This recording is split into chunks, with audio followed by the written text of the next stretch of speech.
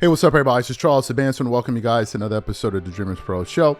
We cover everything from sports, hot topics, classic debates, entertainment.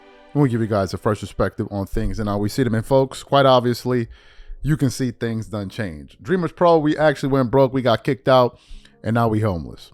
I'm just playing with you guys. As I said, change of location this week. We're in New York, so we're going to be making a lot of our content out in New York. So don't mind the setup. It's going to be getting better as the week progresses, but for now, this is where we're going to be at. But that's not going to stop us from making the great content that you guys are so used to tuning in for every single day. So let's get into it. So during my transit on my way to get to New York, it seems like a lot of things had transpired throughout that time. And one of the stories I came across, and I got to give credit where credit is due, I saw it on my man Marcellus Wiley's page, was some comments that Charles Barkley made during a recent sit-down that he had with Outkick, where he was essentially talking about what it's going to be like for him working at ESPN. Now, I have foreshadowed this particular thing. I spoke about this. I said that I think Charles Barkley working at ESPN is going to be absolutely fireworks. Why? Because all they seem to do at ESPN on a daily basis is sit up there and twerk it up all day long. This is something that I've talked about.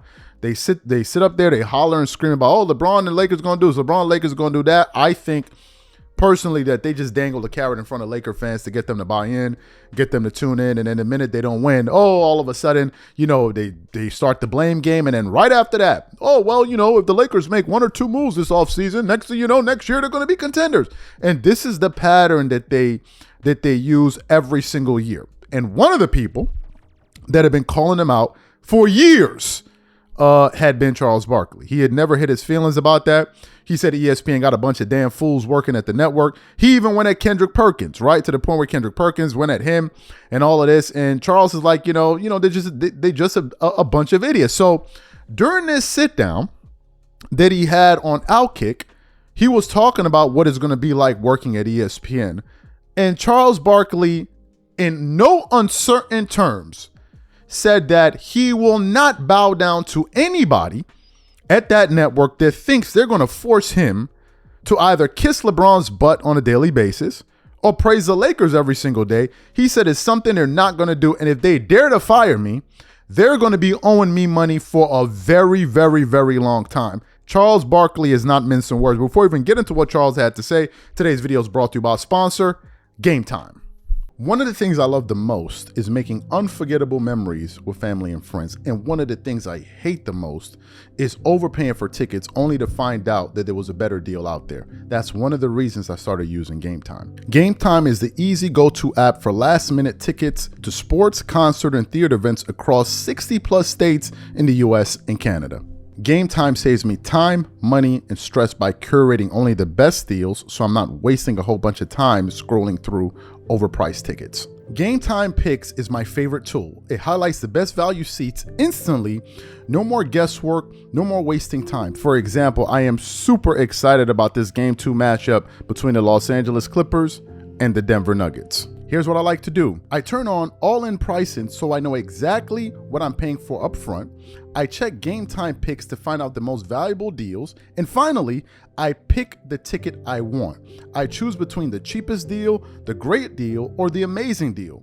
Once you select the ticket you want, you can use their panoramic seat view to ensure you know exactly what you're getting before you buy. So take the guesswork out of buying tickets with Game Time. Download the app, create an account, and use code CLNS for $20 off your first purchase. Again, create an account and use redeem code CLNS for $20 off. And remember, whenever you support this sponsor, you're supporting this channel.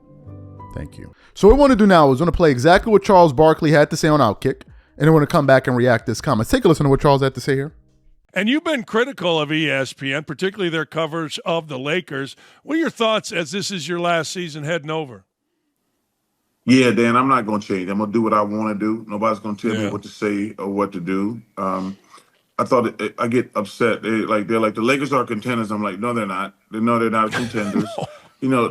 Kendrick Perkins, who don't know his ass from a hole in the wall. He's like, the Lakers are contenders. Lakers are contenders. And I said, they're not contenders.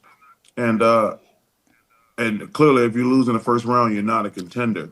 But I'm not going to change my personality. Ain't nobody, they can't fire me. I make too much money to get fired.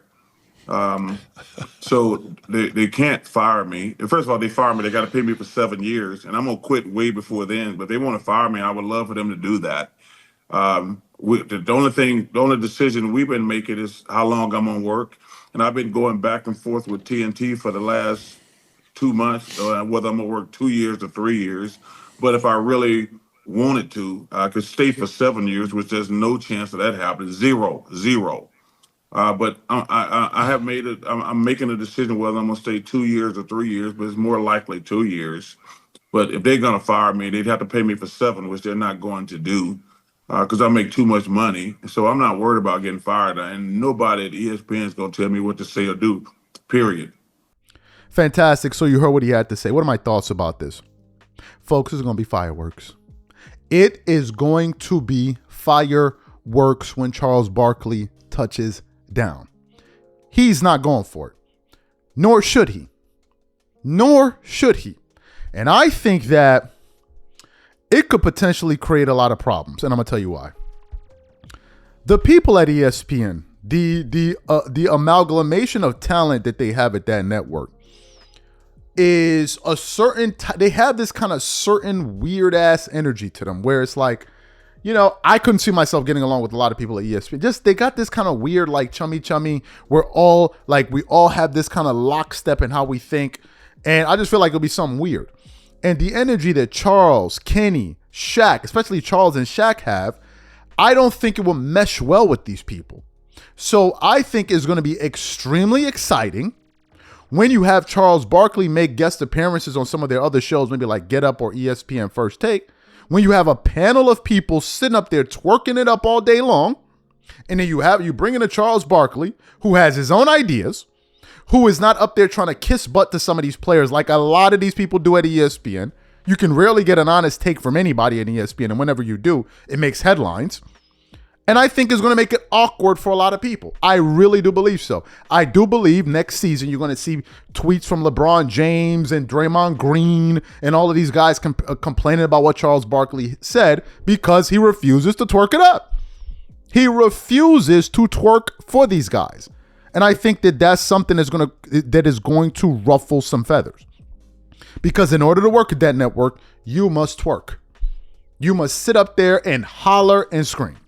So I think it's going to be fantastic. And Charles is probably looking at this thing from the standpoint of as well. Hey, look, you guys gave Pat McAfee a long ass leash for him to pretty much go up there and say whatever he wants to do. And you guys don't impede his progress. So why should you impede mine? Charles is looking at it from that standpoint as well. And look, if Pat McAfee has the freedom to say what he believes, say what he really thinks, I think Charles Barkley should have that same freedom as well. Because he's the best in the business when it comes to basketball. Like, he's the best. He's better than Stephen A. Smith. He's better than Shea. He's better than all of them. He's the best. So to me, I love the position Charles is taking.